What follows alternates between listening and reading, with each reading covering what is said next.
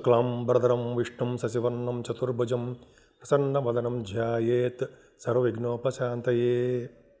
ఓం గం గణపతయే నమః. ఓం శ్రీమాత్రే నమః. ఓం శ్రీ గురుభ్యో నమః. ఓం శ్రీ మహాసరస్వత్యై నమో నమః.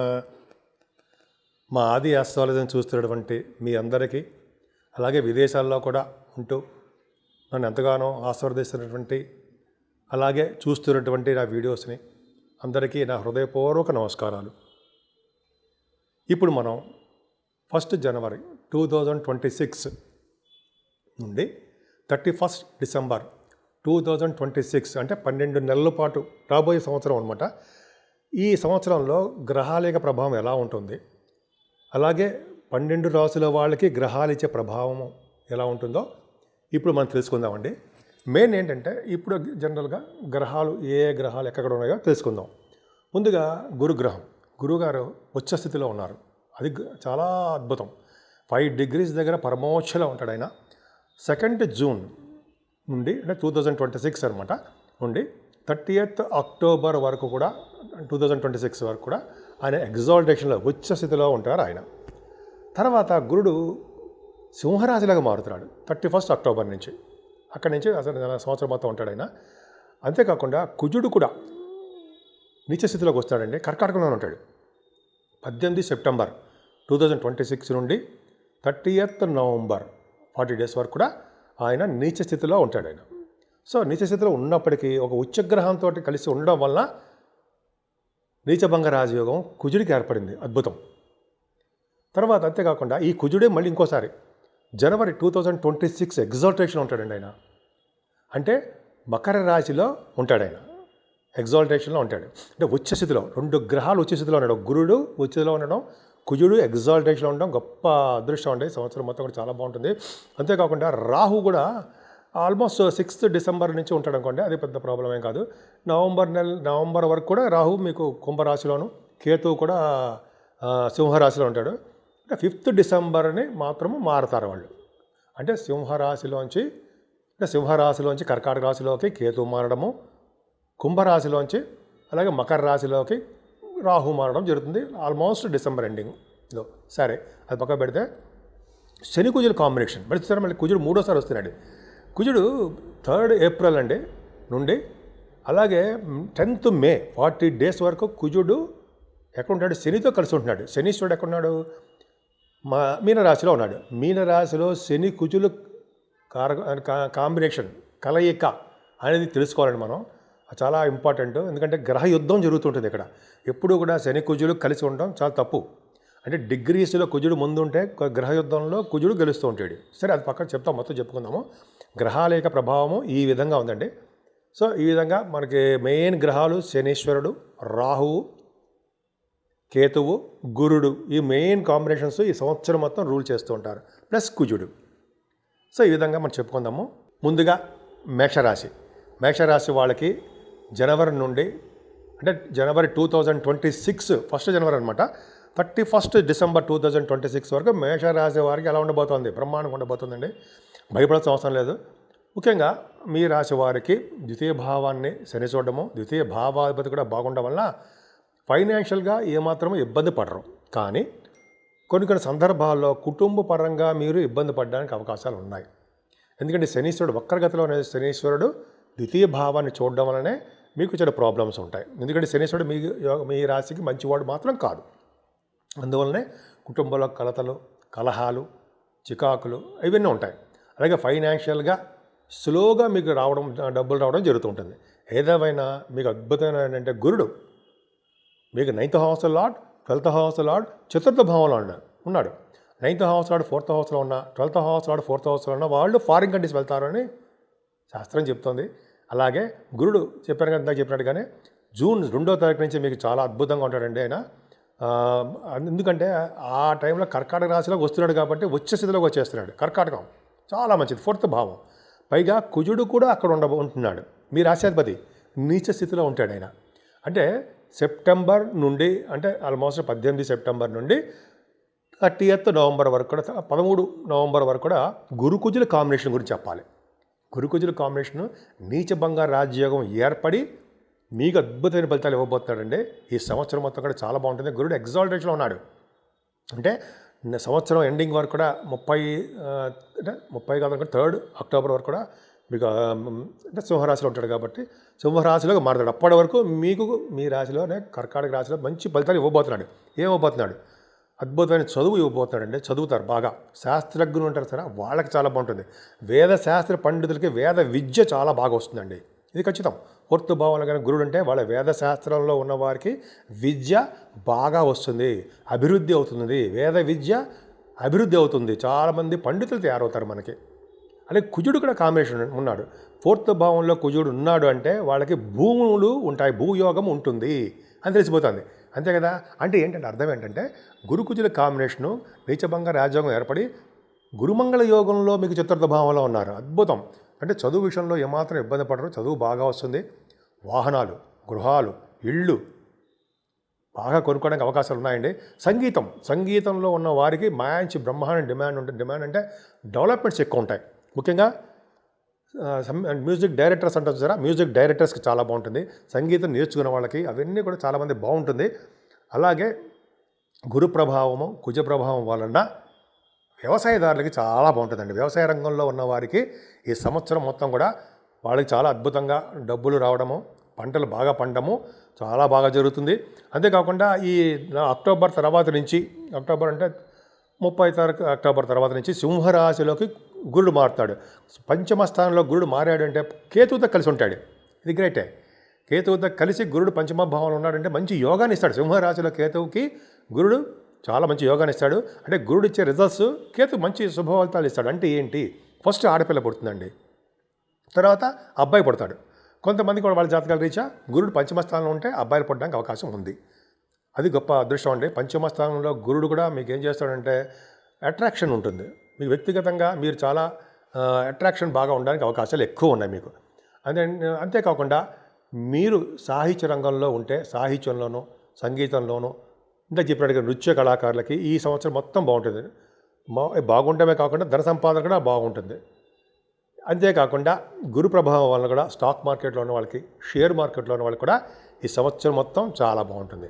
కాకపోతే ఏంటంటే మేనమామలకి, మీ ఇంట్లో మేనమామలకు కానీ అయితే శత్రువుల వల్ల భయం కానీ మీకు ఉంటుంది. మేనమామలకి భయం కాదు, మేనమామలకు కొంచెం అనారోగ్య సమస్యలు కానీ, అయితే మీకు శత్రువుల వల్ల భయం కానీ కొంచెం మీకు కూడా అనారోగ్య సమస్యలు ఉండడానికి మాత్రం అవకాశాలు ఉన్నాయి. ఈ సంవత్సరం మొత్తం కూడా ప్రేమ వివాహాలు, వివాహ శుభకార్యాలు మీ ఇంట్లో జరగడానికి ఎక్కువ అవకాశాలు ఉన్నాయి. ఎందుకంటే శుక్రుడు చాలా బాగున్నాడు, అద్భుతంగా ఉన్నాడు. కాబట్టి ఈ సంవత్సరం మొత్తం కూడా వివాహ శుభకార్యాలు, పెళ్ళి కాని వారికి పెళ్ళి అవడాలు, సంతానం లేని వాళ్ళకి సంతాన యోగ్యము, ఇవన్నీ చాలా బాగుంటుందండి. ముఖ్యంగా మీరు అనుకున్న సంబంధాలు మీకు వస్తాయి.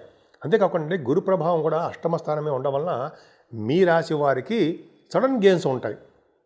అలాగే సంపూర్ణమైన ఆయుర్దాయము, ఆరోగ్యం ఉండడానికి అవకాశాలు ఎక్కువ, సేవకార్యం ఉండడానికి అవకాశాలు ఉన్నాయి. అద్భుతంగా మీకు చాలా చాలా బాగుందండి. మీకు అసలు మెయిన్ ఇంపార్టెంట్ దశమస్థానం 10th హౌస్లో కుజుడు ఉండి మీ రాశిలో చూస్తున్నాడు. కుజుడు ఎగ్జాల్టేషన్లో ఉన్నాడండి. ఎగ్జాల్టేషన్లో ఉన్న కుజుడు సామాన్యుడు కాదు. పైగా డిసెంబర్ నుంచి రాహుతో కలిసాడు కాబట్టి స్పోర్ట్స్ రంగంలో ఉన్న వాళ్ళకి బాగా కలిసి వస్తుంది డిసెంబర్లో. సరే అది పక్కన పెడితే ముఖ్యంగా ఈ నవంబర్లో కూడా గురుడు అంటే గురు దృష్టి కుజుడుకోవడం వల్ల గురుమంగళ యోగం కూడా ఏర్పడింది 10th భావానికి. 10th భావం అంటే ప్రొఫెషన్, ఇంజనీర్స్ ఉంటారు. ఇంజనీర్స్ అంటే మీరు సాఫ్ట్వేర్ రంగం ఉన్నారనుకోండి, సాఫ్ట్వేర్ రంగంలో ఇంజనీర్స్గా ఉంటారు మీరు, వాళ్ళకి చాలా బాగుంటుంది. అంటే వాళ్ళ ప్రమోషన్స్ రావడము, అద్భుతంగా ఉండడము.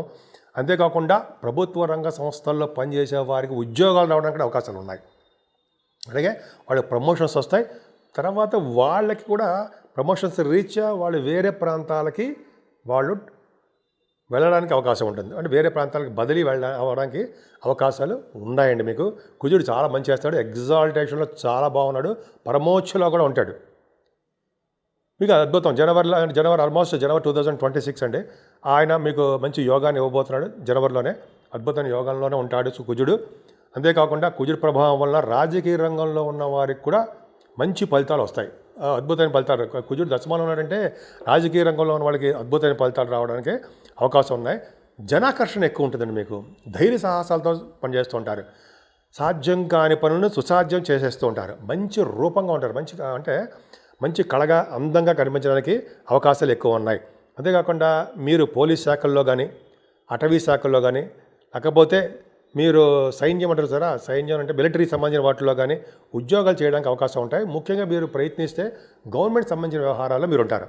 రాజకీయ రంగంలో పదవులు రావడానికి కూడా అవకాశాలు ఉన్నాయి. నెక్స్ట్ రాహు, లాభస్థానంలో రాహు విశేషమైన యోగాన్ని ఇస్తాడండి. అనేక రకాలుగా మీరు కార్యసిద్ధి, కార్యసాధన చేయడంతో పాటు మీ రాహు వల్ల బిజినెస్ల విషయంలో చాలా బాగా డెవలప్ చేస్తాడు. అంతేకాకుండా రాహు వాయుతత్వ రాశిలో కుంభరాశిలో ఉన్నాడు కాబట్టి అద్భుతమైన ఫలితాలు. విమానాలు ఎక్కడము, విమాన సంస్థలు పనిచేసే వాళ్ళకి బాగుండడము, కాశీ వంటి క్షేత్ర దర్శనాలు చేయడము, అలాగే పుణ్య నదుల స్నానాలు, గంగా స్నానాలు, అది చాలా అద్భుతంగా ఉందండి. లాభస్థానంలో రాహు ధన సంపాదన బాగా ఉంటుంది. అంటే మీ బిజినెస్ల ద్వారా, ఉద్యోగాల ద్వారా మీకు బాగా డెవలప్మెంట్ అవ్వడానికి అవకాశాలు బాగా ఉన్నాయి. సో కుజుడు దశమస్థానానికి, లాభస్థానం రాహు చాలా యోగ్యతగా ఉన్నారు. కానీ చిన్న ప్రాబ్లం ఉందండి మీకు అంటే ఇండివిజువల్ కాదు, మీ రాశి వాళ్ళకి ఓవరాల్గా. ఎందుకంటే 12వ భావంలో కుజుడు, 12వ భావంలో శనీశ్వరుడు మీ రాశిపతి ఉండడం తప్పు. శని కుజుడు కాంబినేషన్ ఎప్పుడూ ఉండకూడదండి. దట్టు మీన రాశిలో, జలతత్వ రాశిలో వీళ్ళిద్దరూ ఉన్నారు అంటే మీకు నీటి వల్ల ప్రమాదం ఉంటుంది. అది కూడా ఏప్రిల్ నుంచి మే వరకు 40 డేస్ ఉంటుందండి. అంటే 2 ఏప్రిల్ నుంచి మే 10th వరకు ఉంటుంది. 40 డేస్ శనితో కలిసి ఉంటాడు కాబట్టి శని కూడా వక్రగతిలో ఉన్నాడు. మీకు శని మంచివాడు కాదు కదా, కాబట్టి మీకు జలగండం ఉండడము జరగడానికి అవకాశం ఉంది. మేషరాశి వాళ్ళకి ఆ విధంగా చూసుకుంటే అగ్నితత్వ రాశి కాబట్టి, అగ్నితత్వ ప్రభావం ఉన్న కుజుడు కాబట్టి అగ్ని ప్రమాదాలు జరగడము, బాగా వర్షాలు కురవడము, వర్షాల వల్ల ఇబ్బంది పడ్డము, రోడ్డు మీద ప్రమాదాలు జరగడానికి అవకాశాలు ఉండడము జరుగుతుంది. అసలు యాక్చువల్గా కుజశని కాంబినేషన్ ఉంటే యుద్ధ వాతావరణం కూడా ఉంటుందని కూడా శాస్త్రం చెప్తోంది. యుద్ధ వాతావరణం అంటే ఏప్రిల్ నుంచి మే లోపల చిన్న చిన్న యుద్ధాలు రావడము, మన కంట్రీలో కాకపోయినా విదేశాల్లో అటువంటి రావడము, పిడుగులు పడ్డము, అకాల వర్షాలు బాగా కురవడము, పంటలు నష్టాలు రావడము, ఇవన్నీ జరగడానికి శని కుజుల కాంబినేషన్. మీకేమవుతుందంటే నీటి వల్ల ప్రమాదం ఉంటుంది అని శాస్త్రం చెప్తుందండి. కాబట్టి మీరు శనీశ్వరుణ్ణి, కుజుడిని బాగా పూజించండి. అంటే శనీశ్వరుడికి పూజ చేసుకుంటూ సుబ్రహ్మణ్యేశ్వర స్వామి ఆరాధన చేసుకోవడం వలన జరగబోయే యాక్సిడెంట్స్ కానీ, ప్రమాదాలు కానీ చాలా తగ్గుముఖం పడడానికి అవకాశాలు బాగా ఉన్నాయి. మా ఆది ఆస్ట్రాలజీ నుంచి నేను మాట్లాడుతానండి. ఆదినారాయణరావు శర్మ. మీ జాతకాలు చూపించుకోవాలనుకుంటే మా ఆది ఆస్ట్రాలజీని సందర్శించండి. ఫోన్ చేయండి, లేదా వాట్సాప్లో కూడా మీరు మెసేజ్లు పెట్టినా కూడా నేను చూస్తాను, ఇమ్మీడియట్గా రెస్పాండ్ అవుతాను. ఈ మధ్యకాలంలో నేను ఆస్ట్రేలియా ప్రయాణం చేయడము, ఆస్ట్రేలియా టూర్ ఉండడం వల్ల నేను 4 నెలల పాటు నా ఫోన్ అందుబాటులో లేదు. కానీ అయినప్పటికీ కూడా నేను ఆస్ట్రేలియాలోను, అమెరికాలోను, మన ఇండియాలో కూడా జాతకాలు చాలామంది చెప్పాను. సరే, అది పక్క పెడితే ఈ సంవత్సరం మొత్తం కూడా ఫలితాలు ఎలా ఉండబోతున్నాయి, మీ జాతకాల ప్రకారం ఎలా ఉండబోతున్నారు, అంటే ఉద్యోగాలు కావాలనుకున్న వాళ్ళకి కానీ, లేదా సంతానం లేని వాళ్ళకి కానీ, లేకపోతే చాలా విధాలుగా వివాహం కాని వాళ్ళకి కానీ, ఇవన్నీ ఉంటాయి, ప్రాబ్లమ్స్ ఉంటాయి కదా. మీ జాతకాలు తెలుసుకోవాలనుకుంటే మా ఆది ఆస్ట్రాలజీని ఫోన్ చేయండి, నాకు ఫోన్ చేయండి. నేను తప్ప ఎవరు జాతకాలు చెప్పరు. ఎందుకంటే డెప్త్గా చేయడము, మీతో మాట్లాడడం కూడా నేనే చేస్తుంటాను, వేరే వాళ్ళు ఎవరు ఉండరు. ఆది ఆస్ట్రాలజీ అంటే ట్రస్ట్, నమ్మకం. ఆ నమ్మకాన్నే క్రియేట్ చేస్తూ ఉంటాను నేను. అందుకనే ఎవరిని పెట్టుకోలేదు, నేనే మీకు ఫోన్లో మాట్లాడుతూ ఉంటాను. సరే, అది పక్కకు పెడితే ఈ సంవత్సరం మొత్తం కూడా 12 రాసుల వాళ్ళు కూడా పూజించవలసిన దేవుడు శివుడు. అలాగే దక్షిణామూర్తిని పూజించడం వలన, ఎందుకంటే గురు ప్రభావం ఉంటుంది కాబట్టి దక్షిణామూర్తిని పూజించడం వలన మీకు సర్వ శుభాలు జరగడానికి అవకాశాలు ఎక్కువ ఉన్నాయండి. ముఖ్యంగా చదువు బాగా వస్తుంది, విద్యలో బాగా రాణిస్తారు. అంతేకాకుండా సుబ్రహ్మణ్యేశ్వర స్వామి ఆరాధన ఎక్కువ చేసుకోవాలి సంవత్సరం మొత్తం కూడా. ఎందుకంటే సుబ్రహ్మణ్యేశ్వర స్వామి కుజుడు ఉచ్చస్థితిలోనే ఉంటున్నాడు, శని భగవానుడితో కలిసి ఉంటున్నాడు, శనీశ్వరుడితోటి. అలాగే కుజుడు నీచస్థితిలోనే ఉంటున్నాడు. 3 రకాలుగా ప్లే చేస్తాడు ఆయన రోల్. కాబట్టి సుబ్రహ్మణ్యేశ్వర స్వామిని ఖచ్చితంగా పూజించాల్సిందే. వీలుంటే 6 పుణ్యక్షేత్రాల దర్శనాలు చేసుకోవడమో, అయితే మన ఊళ్ళోనే ఎక్కడ సుబ్రహ్మణ్య స్వామి ఉంటే ఆయనకు పూజ చేయడం చేయాలి. అంతేకాకుండా వెంకటేశ్వర స్వామి ఆరాధన మర్చిపోకూడదండి. ఎందుకంటే శనీశ్వరుడి ప్రభావం ఉంటుంది కాబట్టి అన్ని రాశుల మీద వక్రగతిలో కూడా ఉన్నాడు కాబట్టి వెంకటేశ్వర స్వామి ఆరాధన, విష్ణు ఆరాధన, శ్రీహరిని పూజించడం వల్ల సకల శుభాలు కలుగుతాయి. అంతేకాకుండా అమ్మవారు మీకు ఇష్టమైన అమ్మవారిని పూజించడం వల్ల రాహు ప్రభావం కూడా తగ్గుతుందండి. లలితా సహస్రనామాలు, లలితాదేవి అంటారు సరే, ఆవిడని పూజించడం వల్ల కూడా మంచి ఫలితాలు బ్రహ్మాండంగా ఉంటాయి. సో 12 రాసుల వాళ్ళకి శుభాలు జరగాలని, మీరు అనుకున్న కోరికలు మంచివన్నీ మీకు ఈ సంవత్సరం మొత్తం అన్నీ జరగాలని నేను మనస్ఫూర్తిగా కోరుకుంటున్నాను.